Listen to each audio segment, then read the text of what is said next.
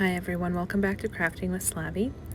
Today I wanted to share with you some watercolor that I did a little while ago. I really just wanted to color and I wanted to just unwind a little bit. It had been a long couple of weeks and I just needed to find a way to relax. And I had been sitting on this beautiful stamp set from Gina K and Hero Arts. They collaborated together and put together this Friendship Blooms. It is absolutely gorgeous, and I knew that I wanted to play with it, so I decided to take it out and get going. So my first one that I did is I knew that I wanted to heat emboss afterwards. So the first one that I did, I stamped the image using antique linen from Distress ink, which is a really nice no-line coloring ink that you can use. It just kind of blends into the background. And then I have my metallic watercolors that I'm using here, and they're linked below so you can check them out. Just got them on Amazon, relatively inexpensive, but I just love them. I like that they come in a couple different colors. And I started with the leaves. So one of the reasons why I really wanted to watercolor is because I've been feeling this urge to paint lately, and I feel like I'm not very good at it. So I really wanted to play around with some of the techniques that I've seen around YouTube from Christina Werner specifically, some from Sandy Allnock, and I wanted to kind of try my hand at them. So throughout this video, I'm gonna back away a little bit here in a second, but you'll see through this process that I'm actually trying different techniques, and my petals come out looking a little bit different each time.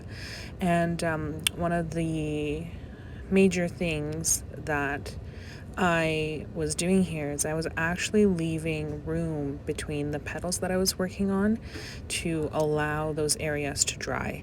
And because I am impatient, I actually hit it with my heat gun. Not once, not twice, but many, many times. Because I am impatient and yeah. So I will step back and I will come back once the painting is all done and talk a little bit more about what I did from there.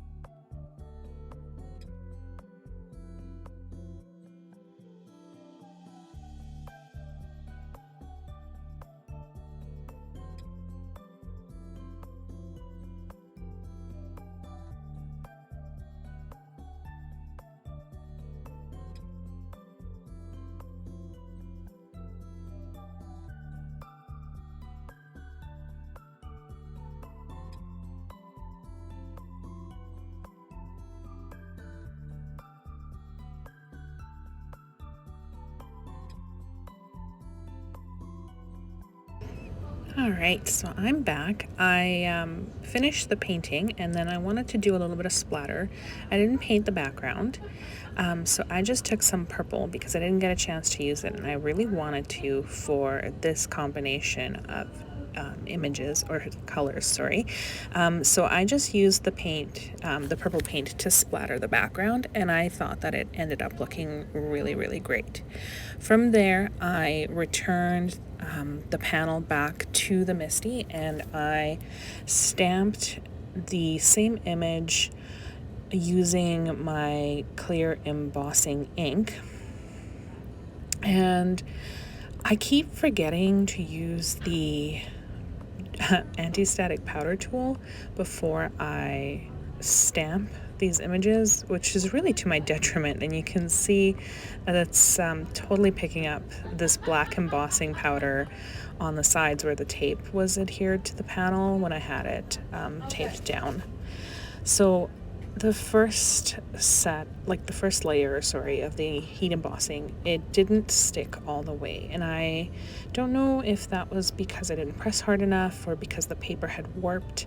So I actually went back in and I used my anti-static powder tool and I put it through the MISTI again with the clear embossing ink just to see if that would make a difference in how it turned out. And I think it made a world of difference because right now the middle sections, they're not really, they didn't pick up any of that embossing ink, so I mostly focused on those, and I gave it a really good press when I did stamp it.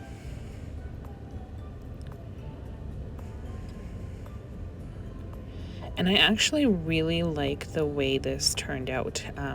It is very classic to me and bold, but I liked it. It was nice. And then I decided that I wanted to try heat embossing before I watercolored, and just to see if I could get it to watercolor faster.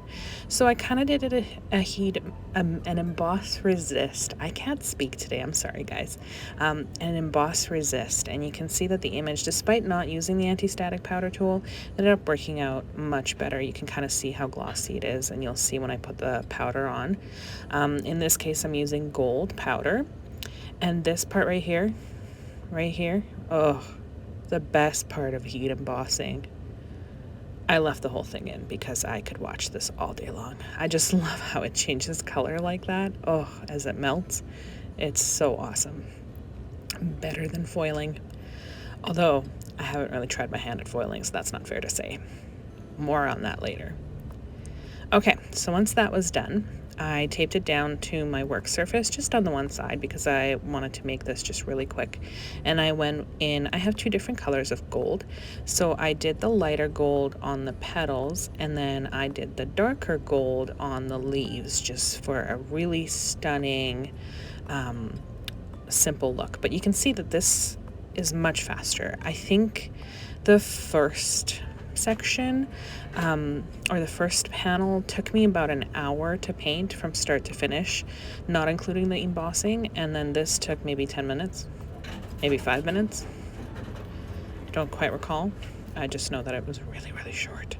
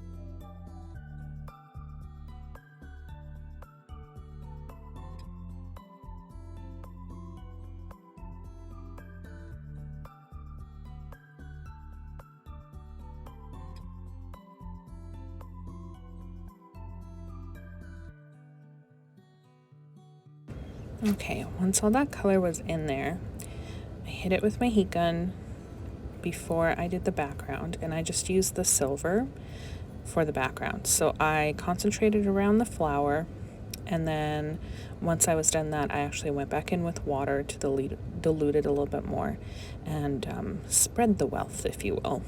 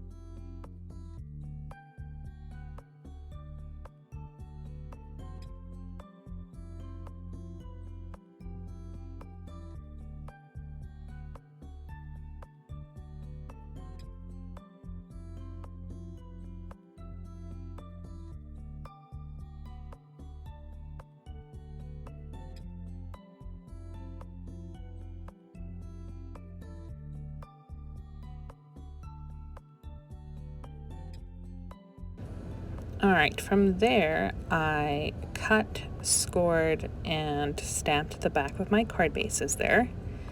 And I cut the panels down using a die from Simon Says Stamp. It's the stitched rectangles die. And they're very pretty dies, and it just cuts a panel. I think it's 4 inches by 5 1/4 is what it is. So it frames up really nicely on a standard size card base, as you can see. And I had cut out hello in white and black from I have an Alta New set, which I've linked down below. I don't quite recall what it's called right now. I've linked it below, and I used that to cut out the hello.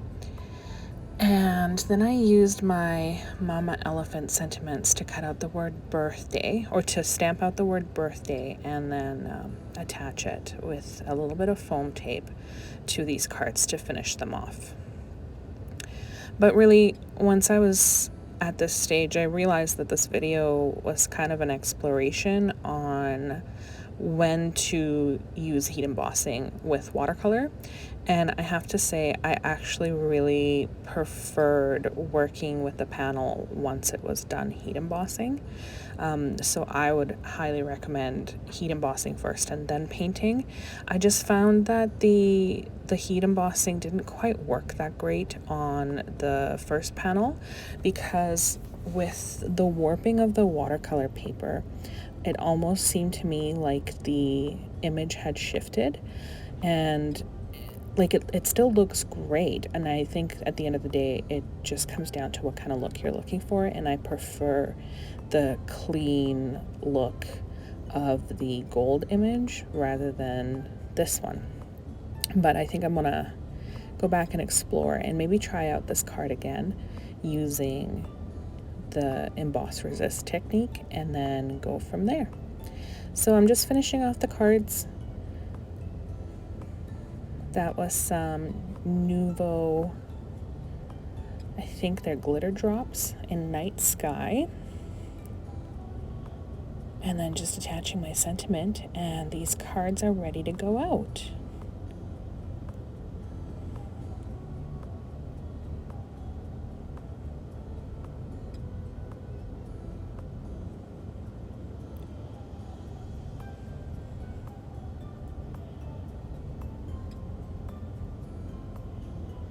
Oh, and of course I had to attach sequins.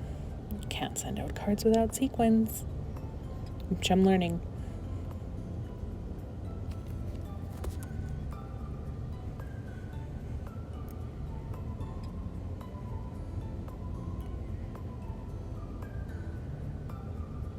And here are my completed cards.